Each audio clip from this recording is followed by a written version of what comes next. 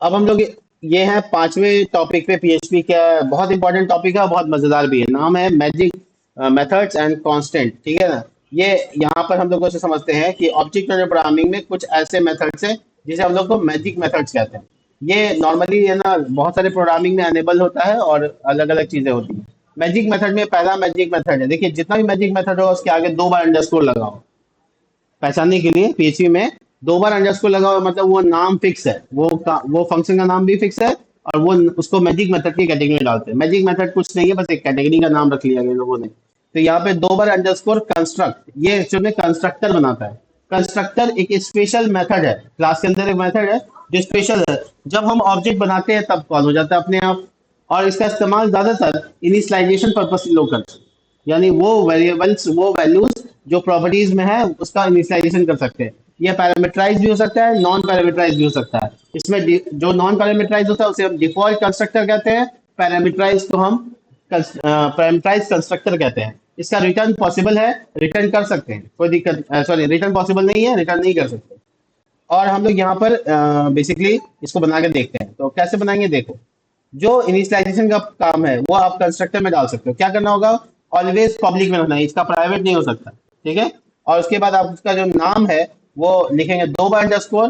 देखिए इतना दो बार अंडरस्कोर लिख के दिखा देते हैं। देखिए ये सब मैजिक मेथड्स है, इतने सारे हैं। आपको अभी क्या इस्तेमाल करना है, कंस्ट्रक्ट। कंस्ट्रक्ट, ये आपका मैजिक मेथड तैयार। अब इसके अंदर आप जो काम करेंगे वो ऑटोमेटिक हो जाएगा, मतलब आपको कॉल नहीं करना। जैसे ऑब्जेक्ट बनेगा वैसे ही कॉल हो जाएगा। तो जैसे एग्जांपल के तौर पे फ्यूल का बाय डिफॉल्ट वैल्यू सेट करना चाहते हैं, तो this fuel is equal to 10। तो जब गाड़ी ऑब्जेक्ट बनेगा तो गाड़ी में फ्यूल कितना होगा, कार में कितना फ्यूल होगा, 10 होगा। यानी अगर हम रिफिल करेंगे यहाँ पे फंक्शन से रिफिल करेंगे तो उसमें वो जुड़ेगा बेसिक। ठीक है। और सेट और गेटर फंक्शन को हटा देते हैं जो लास्ट क्लास में पढ़ा था हमने। देखो, तो मेरा ऑब्जेक्ट जैसे बनेगा, जैसे ये ऑब्जेक्ट बना वैसे ही एक मिनट, सेटर फंक्शन की अब जरूरत नहीं है, इसको हटा देते हैं। गेटर फंक्शन की जरूरत नहीं है, बस हम इको करके चेक करा देते हैं। Eco dollar Volvo aero fuel. Fuel को हम पब्लिक कर दिया इसलिए फ्यूल यहाँ पे एक्सेसिबल हो जाएगा। फ्यूल प्राइवेट है, सॉरी, पब्लिक कर देते हैं ताकि इसको हम एक्सेस कर सकें। या फिर प्राइवेट रखना चाहते हैं तो रख सकते हैं, गेटर फंक्शन खाली बना देते हैं। पब्लिक फंक्शन गेट फ्यूल, नाम ऐसे ही रखो जैसे पता चल जाए कि हाँ क्या होने वाला है। Return this fuel. अब हम लोग को जब भी फ्यूल चाहिए होगा, देखना होगा, तो गेट फ्यूल नाम का फंक्शन आराम से कॉल कर सकते हैं। तो इसके बाद मेरा इको पॉसिबल है और आउटपुट देखो क्या होने वाला है। देखो 20 क्या हुआ। देखो फ्यूल तो मैंने रिफिल कराया कितना, 10, लेकिन इनिशियली कितना अपने आप सेट कितना हुआ। तो ये वाला जो लाइन है, ये वाला जो लाइन है, ये ऑटोमेटिक कॉल हुआ, आपने कॉल नहीं किया, ये फंक्शन ऑटोमेटिक कॉल होता है। इसके 5 फीचर याद रखिए। पब्लिक में हमेशा होगा, पैरामीटराइज हो सकता है, नाम हमेशा अंडरस्कोर, दो बार अंडरस्कोर कंस्ट्रक्ट होगा। इसके आगे का बात सुनिए, आगे का ध्यान से सुनिएगा, इसमें रिटर्न नहीं हो सकता है और ये ऑटोमेटिक ऑब्जेक्ट बनाने पे कॉल हो जाता है। इसे कहते हैं कंस्ट्रक्टर। क्या फंक्शन का नाम है, कंस्ट्रक्टर। कीवर्ड कौन सा यूज करें, कंस्ट्रक्ट। मैजिक मेथड का नाम है कंस्ट्रक्टर। ठीक है। और ये हम लोग सी प्लस प्लस में अगर बात करें तो क्लास का नाम और उसका नाम सेम रहता है, यहाँ पे ऐसा नहीं है। ठीक है। तो हम लोग बस यहाँ पे सिंटेक्स में अलग है और कुछ नहीं। ये है मैजिक मेथड जो कि हम लोग यहाँ पे एक्सेस कर सकते हैं। और हम लोग इसको पैरामीटराइज बना सकते हैं। कैसे बना सकते हैं देखो। पैरामीटराइज बनाने का मतलब है कि अगर हम इसको जब बना रहे हैं तब हम लोग लीटर देना चाहते हैं, दे सकते हैं, और वो वेरिएबल यहाँ आ जाएगा। इससे क्या हुआ, डायनेमिक हो जाएगा। अब हम लोग यहाँ पे जब ऑब्जेक्ट बना रहे हैं तो यहाँ छोटी ब्रैकेट में पास करेंगे इनिशियल वैल्यू, तो 20 दे दिया, यानी 20 लीटर पहले आएगा, 10 लीटर रिफिल होगा तो 30 लीटर हो जाएगा। आउटपुट देखो 30 आया क्या, रिफ्रेश हो गया 30। इसका मतलब है जो हम लोग पैरामीटर में पास करना चाहते हैं वो क्लास जब बना रहे होते हैं तो जो छोटी ब्रैकेट होता है खाली पड़ा रहता है वो कंस्ट्रक्टर का पैरामीटर बन जाएगा।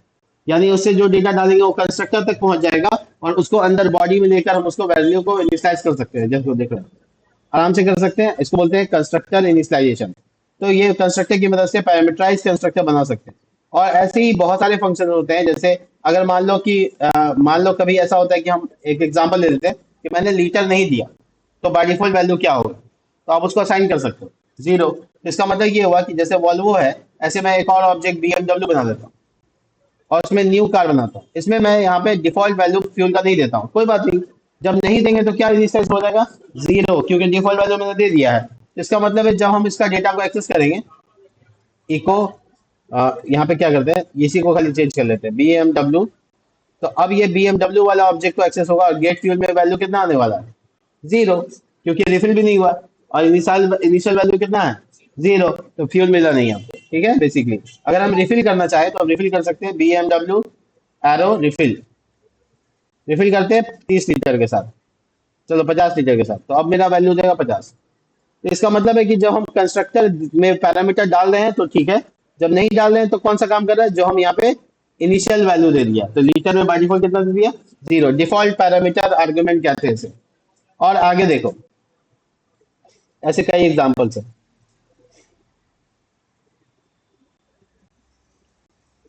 देखो, यहाँ देखो, underscore line, underscore file, underscore method, ये सब भी मैजिक मेथड्स हैं। बहुत सारे मैजिक मेथड्स होते हैं, बट उसको सिचुएशन पे ही सीखेंगे हम लोग।